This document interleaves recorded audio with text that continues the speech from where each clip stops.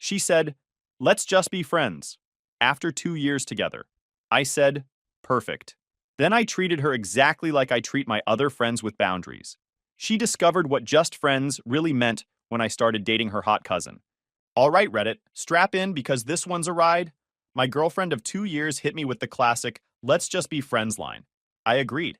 Then I treated her exactly like I treat my other friends, with actual boundaries. She freaked out when she realized what friendship actually meant. Then I started dating her cousin, and things got real interesting. Here's how it went down.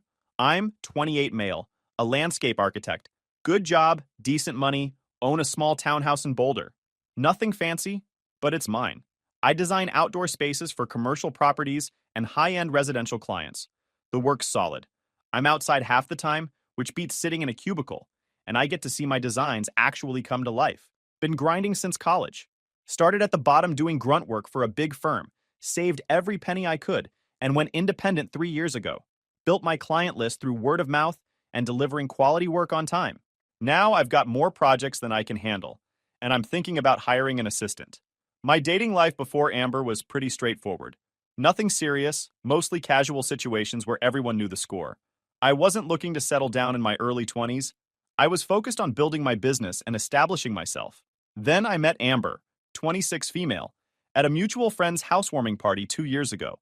She worked in event planning, always looked put together, had this laugh that made everyone in the room turn around. We hit it off immediately, started dating a week later. The first year was solid. We had fun together, she appreciated that I had my life figured out, and I liked that she was ambitious in her own career.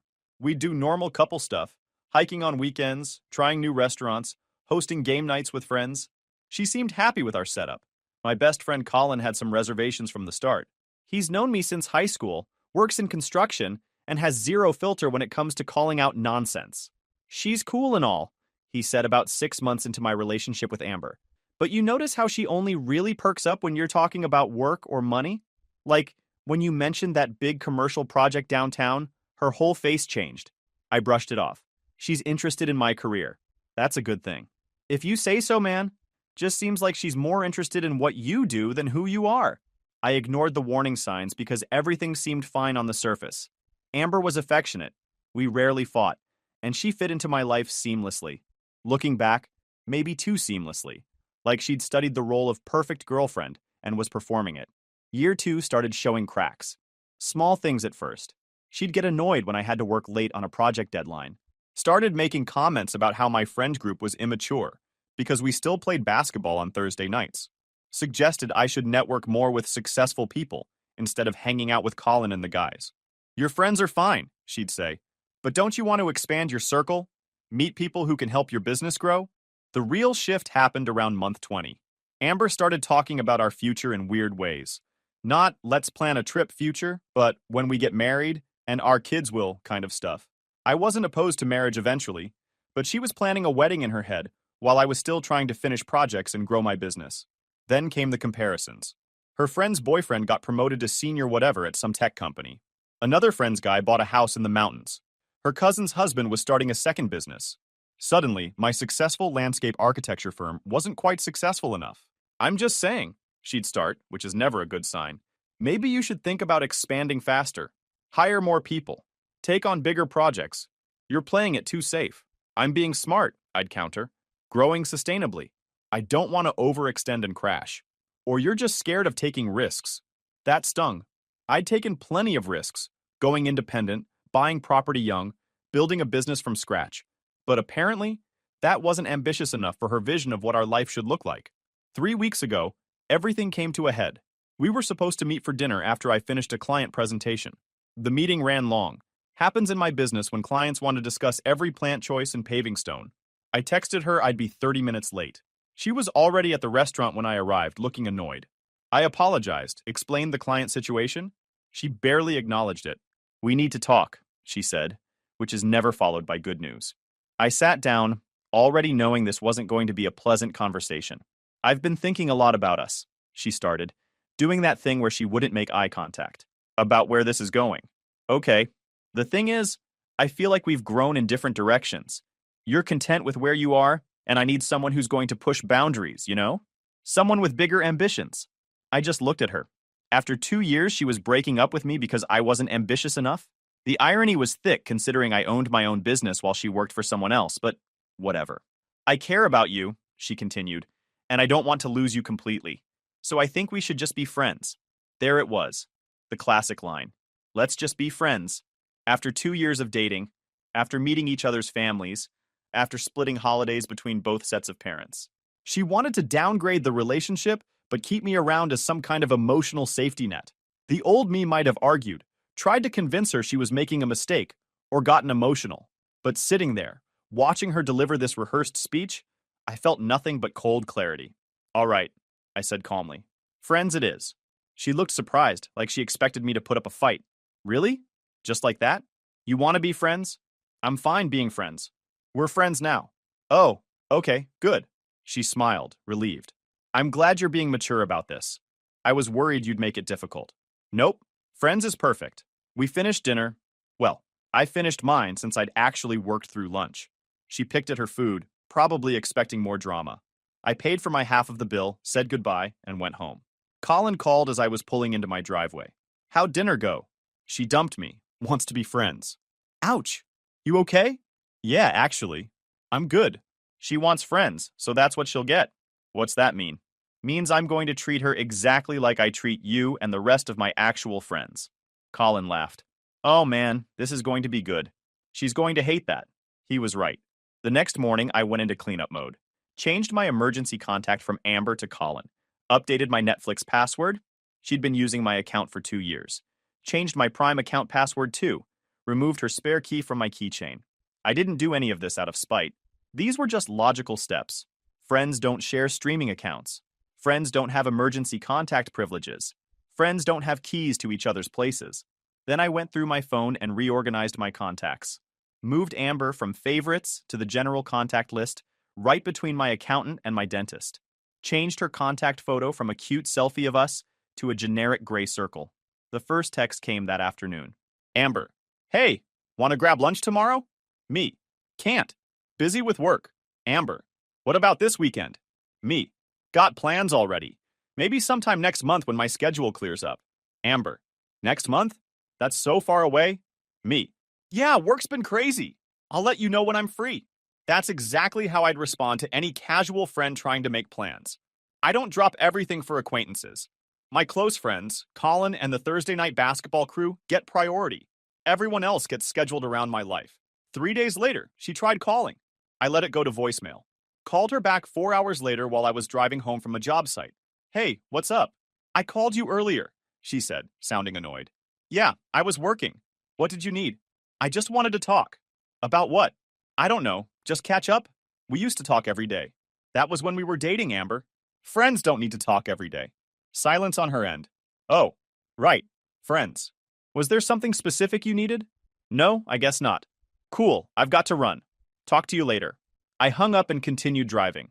In my rearview mirror, metaphorically speaking, I could see the exact moment she realized what just friends actually meant. The texts started coming more frequently after that. Amber, miss you? I didn't respond. You don't tell casual friends you miss them after 3 days. Amber, what are you up to? Me, work. Amber, want to come over and watch that show we were watching? Me, nah, I'm good. You should finish it though. Amber, we could watch it together like we used to? Me, I don't really do that with friends, but thanks for the invite. Each response was perfectly polite and perfectly distant. This was the treatment she asked for. She wanted friendship, so I was giving her the exact same energy I gave my other platonic friends. Colin found the whole thing hilarious. Dude, she's losing her mind. Hannah saw her at the grocery store yesterday and said she looked rough. Hannah was Colin's girlfriend, and she'd never particularly liked Amber. She kept asking Hannah if she'd seen you, if you were seeing anyone new, all this stuff. Hannah just told her you were busy with work. Good, I said, because I am busy with work. And I was. Had 3 major projects in various stages, plus consultations for 2 new potential clients. My business was actually doing better than ever. Turned out I had more time to focus when I wasn't constantly managing someone's expectations about my ambition level. 2 weeks after the breakup, Amber showed up at my house unannounced. I was in my garage, organizing tools, when I heard the doorbell. Opened the door to find her standing there with takeout from my favorite Thai place. Surprise, I brought dinner. I just looked at her. Why? Because I thought we could hang out, like we used to? Amber, friends don't just show up unannounced with dinner. That's girlfriend behavior. I'm not trying to be your girlfriend.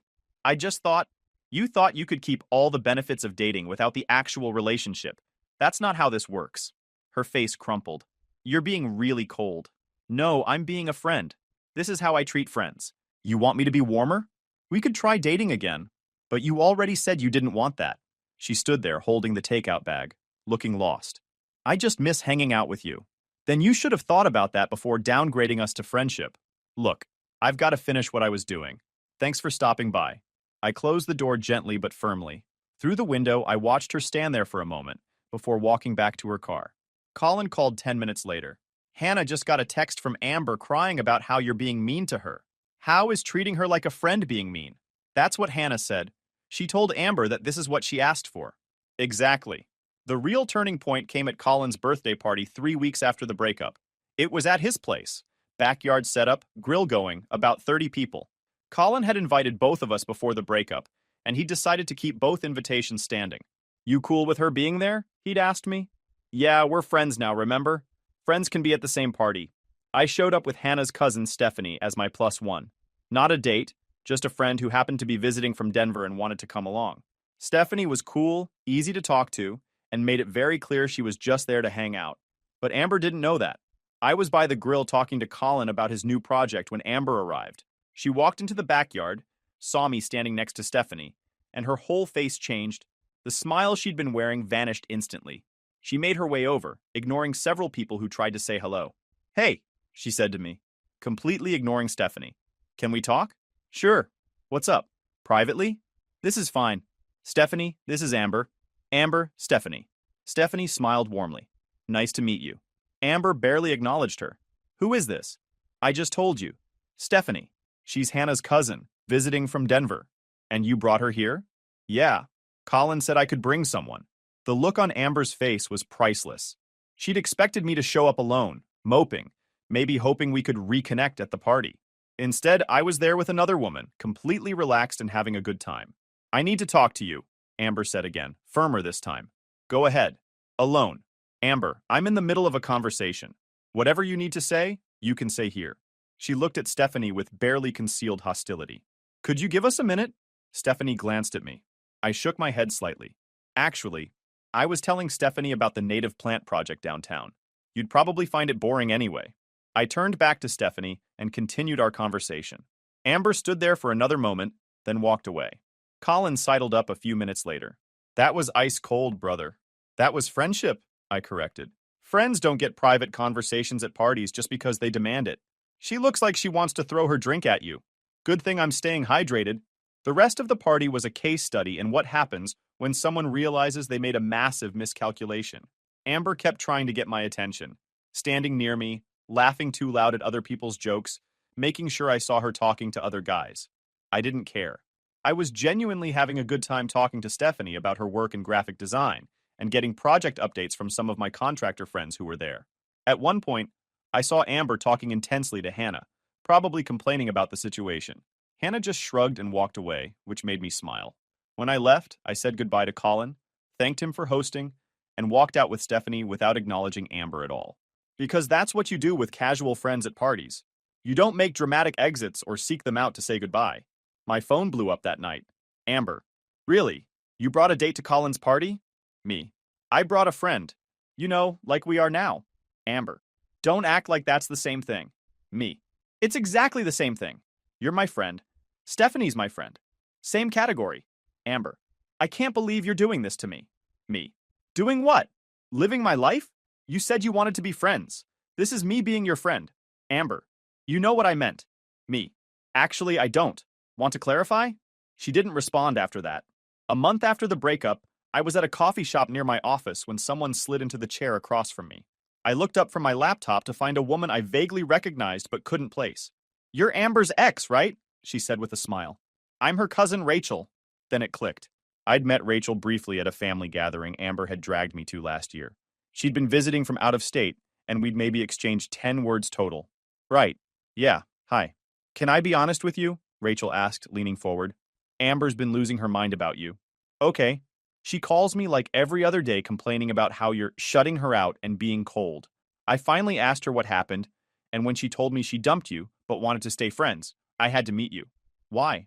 Because that's hilarious. She actually thought you just hang around as her backup plan? I couldn't help but smile. That seems to have been the expectation, yeah. That's so typical. She did the same thing to her last boyfriend. Kept him on the hook for like 6 months after they broke up, calling him whenever she was lonely, getting mad when he started dating someone else. Sounds exhausting. It was. For him. Rachel stirred her coffee thoughtfully. You seem way too smart to fall for that mess. Just treating her like she asked to be treated. Like a friend. With boundaries, Rachel added, grinning. I like it. Most guys would have caved by now. We ended up talking for over an hour. Rachel was a physical trainer, owned her own gym, and had opinions on everything from business growth to the best hiking trails in Colorado. She was funny, direct, and didn't play games. When I mentioned I was working on a landscape design for a new gym opening in Boulder, her eyes lit up. That's my field. Mind if I look at what you're thinking? I showed her my preliminary sketches. She had actual useful feedback about space usage and client flow that I hadn't considered. We exchanged numbers. Genuinely professional at first, but I'd be lying if I said I didn't notice she was attractive. Over the next few weeks, Rachel and I started texting about work stuff. She'd send me photos of outdoor spaces at gyms she liked. I'd run ideas past her about the project. It was easy, comfortable, and completely different from the dynamic I'd had with Amber. Then Rachel asked if I wanted to grab dinner to discuss the gym project in more detail. I said yes. That dinner turned into a 3-hour conversation about everything except work. She paid for her half without me even having to suggest it. Want to do this again? She asked as we walked to our cars. Yeah, definitely. Fair warning, though. Amber's going to lose her mind when she finds out. We're just friends, I said with a grin. For now, Rachel replied, matching my smile. We started seeing each other regularly. Movies, hiking, checking out new restaurants. It wasn't official or labeled, just two people enjoying each other's company without drama or expectations. The fourth time we hung out, she kissed me in the parking lot after we'd spent the afternoon hiking. It felt natural, easy, like something that should have happened sooner. Still want to keep this low-key? She asked. Might be too late for that when Amber finds out. Oh, she's definitely going to find out. My family has a reunion next month. You should come. I laughed. That's pure chaos waiting to happen. I know, it'll be fun. I thought about it for exactly 2 seconds. All right, I'm in. The family reunion was at Rachel's parents' house in the mountains. A big property with enough space for the 30-plus relatives who showed up. Rachel had warned me Amber would be there, but I was committed to the bit at this point. We arrived together, Rachel's hand in mine as we walked up to the house. I could see the exact moment Amber spotted us through the window. Her expression went from casual to shocked to furious in about 3 seconds flat. Rachel's mom was welcoming and kind. So you're the landscape architect Rachel won't stop talking about. Come in, come in. Amber was in the living room with a few cousins. She stared at me like I'd just announced I was an alien. Hey, Amber, I said casually. Good to see you. She didn't respond. Just stood there, mouth slightly open, looking between Rachel and me. Rachel squeezed my hand. Come on, I want you to meet my dad. As we walked past, I heard one of the cousins whisper, Is that the ex-boyfriend? And another respond, Yep, that's him. The afternoon was actually enjoyable. Rachel's family was laid back. Her dad and I talked about his landscaping needs for 20 minutes, and the food was excellent. I mostly avoided Amber, who spent the entire time glaring at us from across the yard. At one point, Rachel and I were sitting on the deck talking to her uncle when Amber finally approached. Can I talk to you? She asked me, voice tight. Sure, what's up? Alone? Rachel raised an eyebrow but didn't say anything. I shook my head. Whatever you need to say, you can say here. Fine. Amber crossed her arms. Are you seriously dating my cousin? I'm spending time with Rachel, yeah. That's so messed up. You know that's messed up, right? Why is it messed up? Because we just broke up. 2 months ago. You broke up with me, remember? Said you wanted to be friends? I didn't mean you could start dating my family. Rachel cut in smoothly. Amber, he's single. You made him single. What did you expect? To stay away from my relatives. That's not really how this works, I said calmly. You don't get to decide who I date now that we're just friends. Friends don't do this to each other. Friends also don't expect their ex-partners to stay single and available just in case they change their mind. Her face went red. That's not what I was doing. Wasn't it, though? Several relatives were watching now, pretending not to listen while absolutely listening. Amber looked around, realized she was making a scene, and stormed off. Rachel leaned over and whispered, "You handled that perfectly." "Experience," I whispered back. The rest of the reunion was smoother. Amber kept her distance, occasionally shooting death glares our way, but staying quiet. Rachel's family clearly found the whole situation entertaining, though they were polite enough not to make it awkward. Rachel's mom pulled me aside before we left. "I like you. You're good for her." "Thanks. She's pretty great. And thank you for not falling for Amber's nonsense. That girl needs to learn the world doesn't revolve around her." When Rachel and I got back to her place, we both started laughing. "That was insane," she said. "Your family's going to talk about this for years." "Oh, definitely. You're now a legend at family events." "The guy who dated Amber then upgraded to the better cousin?" "Exactly that." She kissed me. "For the record, I'm glad she was dumb enough to let you go. Makes two of us." The fallout from the reunion was immediate and spectacular. My phone started blowing up that night. First from Amber. "Amber, I can't believe you would do this to me." "Me? Do what? Date someone I like?" "Amber, my cousin, of all people." "Me. She's great. We have a lot in common." "Amber, this is so disrespectful." "Me. To who? We're friends, remember? Friends should be happy for each other." "Amber, you know this is different." "Me. It's really not. You wanted to be friends. Friends move on with their lives. That's what I'm doing." She tried calling. I sent it to voicemail. She left a message that was 3 minutes of her crying and asking how I could betray her like this. I deleted it without listening to the whole thing. Then came the texts from her friends. Unknown number. "Hey, this is Jenna. Amber's really heard about you and Rachel." "Me. Who's this?" "Jenna. Her friend from work. We met at that one party." "Me. Okay, what do you want me to do about it?" "Jenna. Maybe not date her cousin? That's really messed up." "Me. No thanks. Have a good night." I blocked the number. Another unknown number. "This is Sarah, Amber's roommate. You need to know she's been crying for 2 days." "Me. That's unfortunate. Maybe she should talk to someone about that." "Sarah. You're being cruel." "Me. I'm being a friend. Friends live their own lives." Blocked. Colin called me the next morning. "Dude, Hannah said Amber's losing it. Like, full meltdown mode." "Not my problem anymore. She's telling everyone you're dating Rachel just to hurt her." "I'm dating Rachel because Rachel's awesome, and we enjoy spending time together." "That's what I told Hannah to tell her." "Probably won't help, though." "Probably not." Amber tried a different approach 2 days later. Showed up at my office unannounced. My receptionist, Kim, buzzed me. "There's an Amber here to see you? Says she doesn't have an appointment, but it's urgent. Tell her I'm busy." "She says she'll wait." I sighed. "Fine, give me 5 minutes." I finished the email I was writing, grabbed my water, and walked out to the lobby. Amber was sitting there looking like she hadn't slept in days. "Can we talk?" she asked immediately. "I've got a client meeting in 10 minutes, make it quick." "About you and Rachel." "Nope, that's not up for discussion." "But, Amber, I'm going to say this one time and then we're done. You broke up with me. You said you wanted to be friends. I respected that decision and treated you accordingly. You don't get to have opinions about who I date now. She's my cousin. She's also an adult who makes her own choices. This isn't about you." "How can you say that?" "Of course it's about me." "No, it's about me and Rachel. You're not part of this equation anymore. You gave up that spot when you decided I wasn't ambitious enough for you." She stood up, clearly emotional. "I made a mistake, okay? I see that now. We were good together. We were fine together. Until you decided we weren't. You don't get to change your mind now because you don't like watching me move on. So what? You're just going to date her to spite me? I'm dating her because I enjoy her company. She challenges me, and she doesn't play games. This has nothing to do with you." My client walked in right then. Perfect timing. I greeted them, then turned back to Amber. "I have to go. Don't come to my office again without an appointment." I walked away, leaving her standing there. Things with Rachel got more serious over the next month. We made it official, much to Amber's ongoing horror. Rachel thought the whole situation was hilarious. "She sent me a long message about betraying family," Rachel told me one night over dinner. "What did you say?" "I told her she had 2 months to get back together with you and didn't. Her loss, my gain."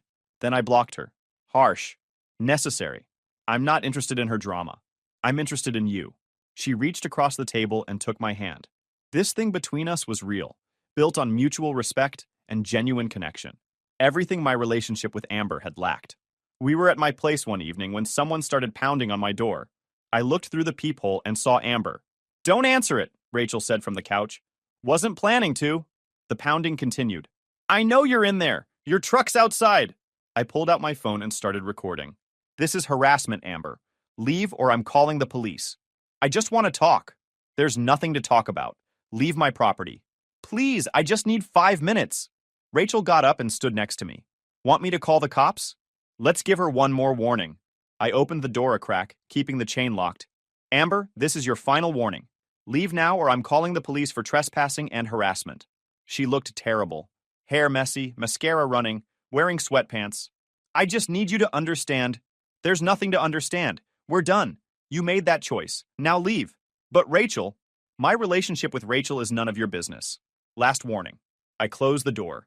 She stood there for another minute. Then I heard her footsteps retreating. Watched through the window as she got in her car and drove away. That was sad, Rachel said. That was necessary. She needs to accept reality. Think she will? Eventually, when she realizes I'm serious about not engaging with the drama. Rachel kissed me. I'm glad you're serious about other things too. Like what? Like us. Yeah, I said, pulling her close. Definitely serious about that. 2 months into dating Rachel, things settled into a comfortable rhythm. We saw each other a few times a week, kept our own spaces, and built something genuine without rushing. Amber's harassment slowed down after the property incident. She still tried occasionally, a text here, a comment on social media there, but I maintained strict boundaries. Eventually, she seemed to get the message. The final confrontation happened at a mutual friend's wedding. Both Rachel and I were invited, and apparently so was Amber. We showed up together, Rachel looking stunning in a blue dress that made Amber's face turn an impressive shade of red when we walked in. We sat with Colin and Hannah, had a great time during the ceremony, and were enjoying the reception when Amber approached our table. Can we please talk? She asked me, ignoring Rachel completely. There's nothing to talk about. I just want closure. You got closure 2 months ago when you decided to break up with me. Everything since then has been you refusing to accept that decision. She looked at Rachel with pure hatred. And you're okay with this? Dating your cousin's ex? Rachel smiled sweetly. I'm more than okay with it. I'm dating a great guy who treats me with respect and doesn't play games. You gave that up. Your loss. This is so messed up.